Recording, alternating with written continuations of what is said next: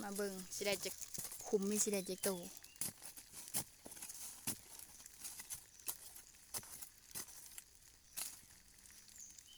ตัว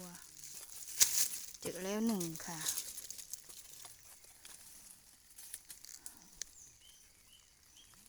2 ตัว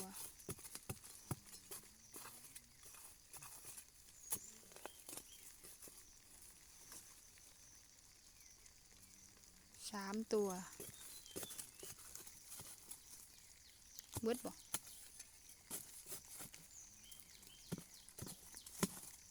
หูเดียว3 ตัวโป่คุมแหง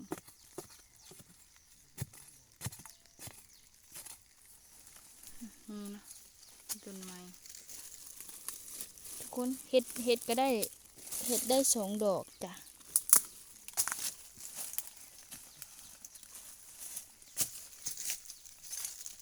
มันเป็นหูบอกมันเป็นหูบ่หลายปานใด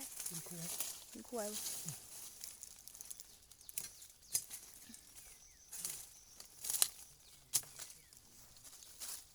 มาดูการขุดเมงคานูนอาหารป่าโอเคให้เป็นควายยักหลายโตเลย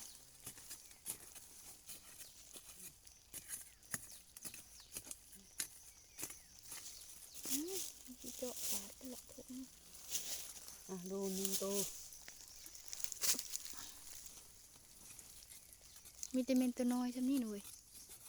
ไข่ทุกคนบอกโอ้ไข่เต็มทองเลยทุกคน2 ตัวว้าวนี่ดูจังใดหมดแล้วถ้าเงามันเอามึงอันนี้หมดแล้ว3 ตัวมีทั่วเนาะมีอีกแล้วว้าว4 ตัว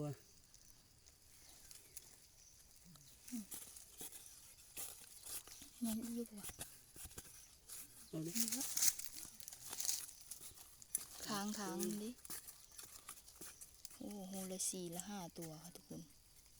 เป็น10ก็ได้อีกเลยเยอะเลยหมดแล้วหาตัว6 ตัวยังมีอยู่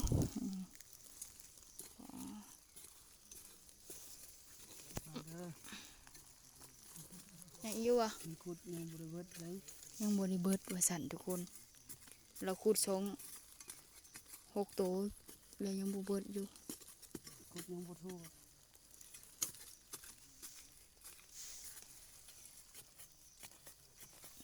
ทรายคนนี้ขุดมีกินูนหมานจ้ะ